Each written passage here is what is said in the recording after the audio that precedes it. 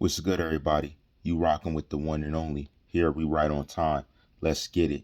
I have so many stories, but we're going to get into one namely story that I thought was very important. This has to do with Pop Smoke. And get this, the man that pled guilty only got 4 years.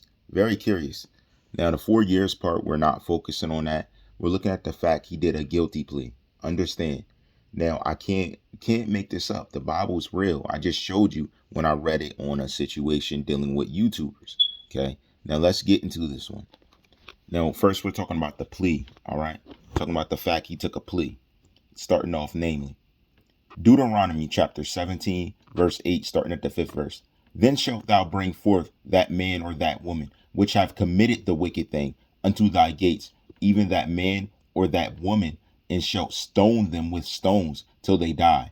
At the mouth of 2 witnesses or 3 witnesses shall he that is worthy of death be put to death. But at the mouth of 1 witness he shall not be put to death. The hands of the witnesses shall be first upon him to put him to death, and afterward the hands of all the people. So thou shalt put the evil away from among you. If there arise a matter too hard for thee in judgment, between blood and blood, between plea and plea, and between stroke and stroke, being matters of controversy within thy gates, then shalt thou arise and get thee up into the place which the Lord thy God shall choose. And thou shalt come unto the priests, the Levites, and unto the judge that shall be in those days, and inquire, and they shall shew thee the sentence of judgment, and thou shalt do according to the sentence which they of that place which the Lord shall choose shall shew thee, and thou shalt observe to do according to all that they inform thee, according to the sentence of the law which they shall teach thee, and according to the judgment which they shall tell thee, thou shalt do. Thou shalt not decline from the sentence which they shall shew thee to the right hand nor to the left.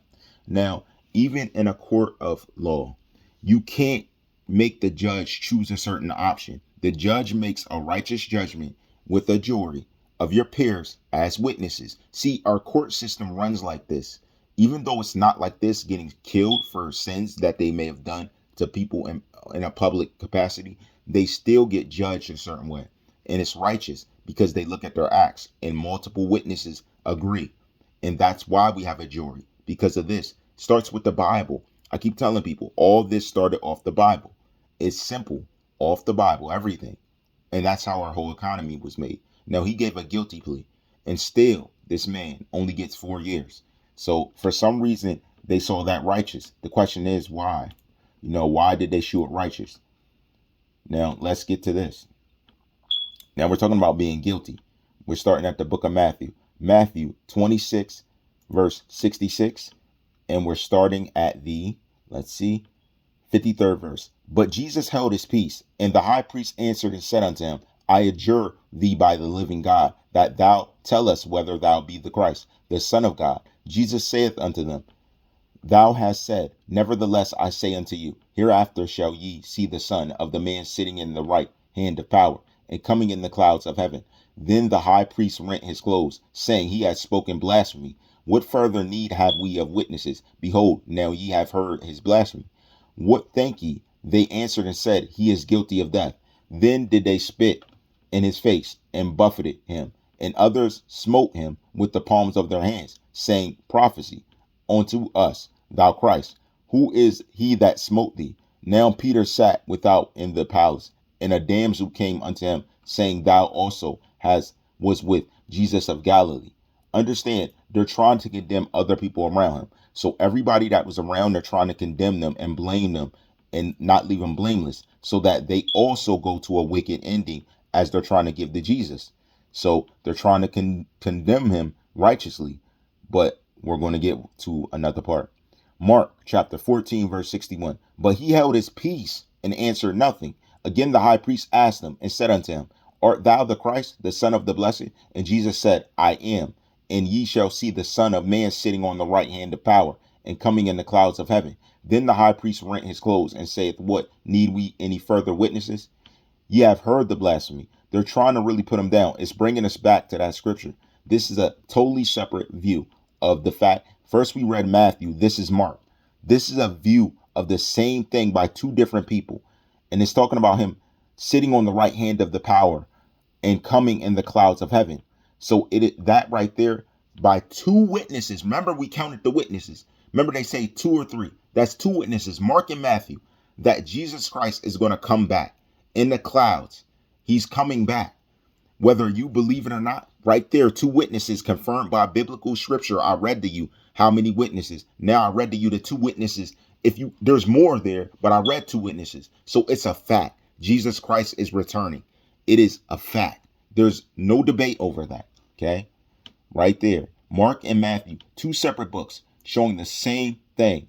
That's what I'm saying. You got to be careful when you're reading this word. And people are saying all manners of, hey, it's not true. It is. That's the thing. Some people just don't want to believe, because if they believe, they have to change some things they do. And a lot of people don't want to change what they do and want to blame it on things that happen on earth, things that happened previous. God won't accept that. You have to. He won't accept excuses. People give an excuse. Oh, well, this happened, so I'm going to do this. Oh, that happened, so I'm going to do that. No, you can't. Because if you're not doing things righteous as possible. Now, see, there's a difference. You do things. Some people try and do righteous. You may not be perfect. Some people make an excuse for doing wicked things and try and make it seem like it's righteous. It's okay because this happened before. Your experience don't add up to Jesus. Did you have Jesus in your heart? Did you pray to him?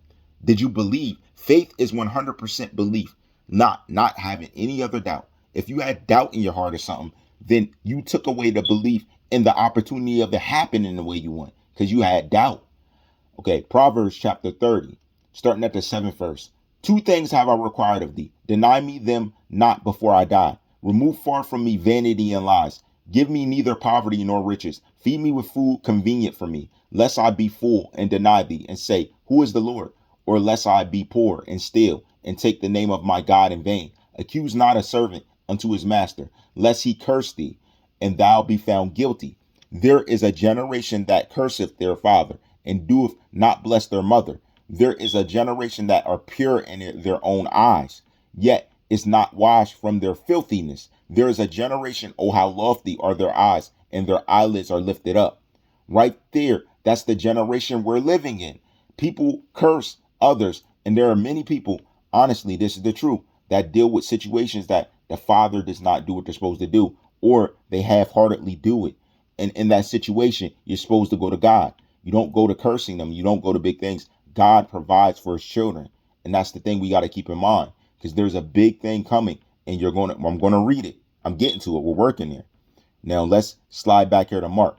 Now remember, we're going to read Mark, but fully through. Mark chapter 61. But he held his peace and answered nothing. Again the high priest asked him and said unto him, art thou the Christ, the Son of the Blessed? And Jesus said, I am. And ye shall see the Son of Man sitting on the right hand of power, and coming in the clouds of heaven. Then the high priest rent his clothes and said, what need we any further witnesses? Ye have heard the blasphemy. What ye think ye? And they all condemned him to be guilty of death. And some began to spit on him, and some, spit on him, and to cover his face, and to buffet him, and to say unto him, prophecy. And the servants did strike him with the palms of their hand. They were mocking him, like, give us a prophecy, smacking him. And as Peter was beneath in the palace, there cometh one of the maids of the high priest. And when she saw Peter warming himself, she looked upon him, and she said, and thou also was with Jesus of Nazareth. So right there, Jesus of Nazareth is the same Jesus that you'll see coming back in the clouds. Right there, confirmed. So when people say, don't say Jesus, they're mocking. They're mocking God. It is Jesus. So when you do that, it's wicked. Right there, you got to turn from that. You got to accept the word. Do not harden your heart. You got to read this. People think of it. When you stand before him, when you leave this earth, he's going to show you everything you read instead of reading the word of God. You can't lie. He sees you for who you are. Excuses don't work. You can't say, oh, because of my experience, this. No. Did you trust in God to make a change? That's what you got to do. You got to trust in him. People don't have trust and faith.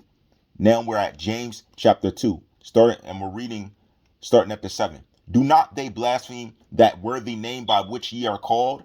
If ye fulfill the royal law according to the scripture, thou shalt love thy neighbor as thyself. Ye do well. But if ye have respect to persons, ye commit sin, and are convinced of the law as transgressors. For whosoever shall keep the whole law, and yet offend in one point, he is guilty of all. For he that said, do not commit adultery, said also, do not kill. Now, if thou commit to no adultery, yet if thou kill, thou art become a transgressor of the law. So speak ye, and so do, as they that shall be judged by the law of liberty. For he shall have judgment without mercy, that hath shewed no mercy, and mercy rejoices against judgment.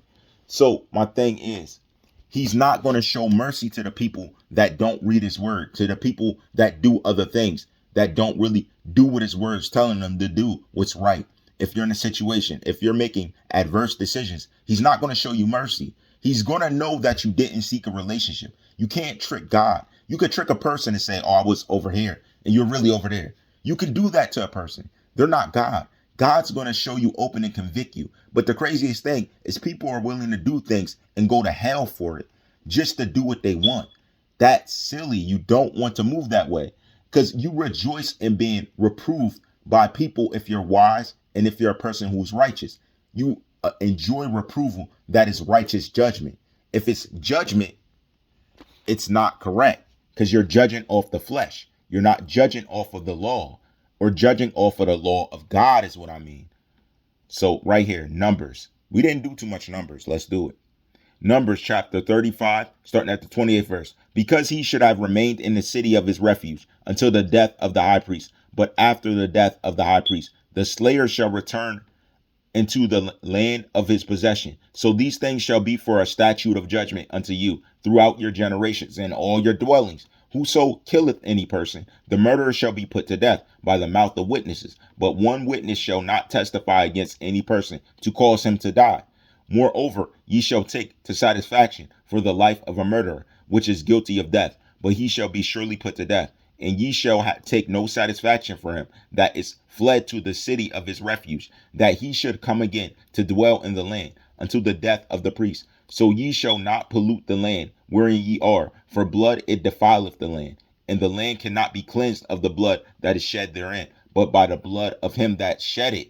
Defile not therefore the land which ye shall inhabit, wherein I dwell, for I the Lord dwell among the children of Israel. God's saying, you follow my laws. If you don't follow my commandments, you're already guilty. If you're not doing God's commandments and living life however makes you feel good, you're not doing God's law. He's going to condemn you, and you're going to be guilty before the Lord when you die. So that's why we don't know when we go. No one does. That's why we got to do his will while we live. If you do not, you're going to be sorry. It will be the only thing you regret. All those places you went, all those places you chilled out, all those things you did in secret, you're going to regret it, because you're not going to ask forgiveness. And if you get caught in the middle of your sin and you go, it's over. There's no more repentance. So you can think that there's some place you can repent real quick, and there's not. That's why when you're living, breathing right now, and everything's hunky-dory, you ask God for forgiveness. And people say, oh no, it's between me and God. If you have to say something or even argue a point, then you're guilty, period, before God. You should know for a fact God forgave me. I understand. But people don't move like that. They move how they feel. How I feel. Oh, did that feel good or what? Like, you can't move that way. God's going to catch you in your sin, and you're going to be sorrowful, and it's going to be too late. All right, Leviticus chapter 5, starting the first verse. And if a soul sin and hear the voice of swearing, and is a witness, whether he has seen or known of it, if he do not utter it, then he shall bear his iniquity. Or if a soul touch any unclean thing, whether it be a carcass of an unclean beast, or a carcass of unclean cattle, or the carcass of unclean creeping things, and if it be hidden from him, he also shall be unclean and guilty. Or he touch the uncleanliness of man, whatsoever uncleanness it be that a man shall be defiled withal, and it be hid from him, then when he knoweth of it, then he shall be guilty. Or if a soul swear, announcing with his lips to do evil or to do good, whatsoever it be that a man shall pronounce with an oath, and it be hid from him, when he knoweth of it, then he shall be guilty in one of these. And it shall be, when he shall be guilty in one of these things, that he shall confess that he has sinned in that thing, and he shall bring his trespass offering unto the Lord for his sin which he hath sinned, a female from the flock, a lamb or a kid of the goats, for a sin offering, and the priest shall make an atonement for him concerning his sin. You got, like, so that's why it's important for you to be prayed up and have an elder that is actually a person who is official, not somebody who is just claiming it, but somebody who is living a righteous lifestyle, living righteously. Even if they're in the church, are they righteous? Elders help heal. They help to do things and make things move when they're praying for you and doing things a certain way. But they got to be authentic. You can't just find an old person. No, you got to know that their works are righteous and they live righteous. And I want to thank the Lord right now. I know a large majority of elders that have prayed for me in many instances that have brought me life and maintained my life and brought God into my life when it started. That's very important. People don't have that backing. When they don't, it's important they find it. Right there, these guys are guilty and they're getting 4 years. God bless them because they could have got life. Now, are they going to turn around their life because they did this instance and took Pop Smoke's life? Are they going to repent and turn? It's very important. We'll see. Right on time.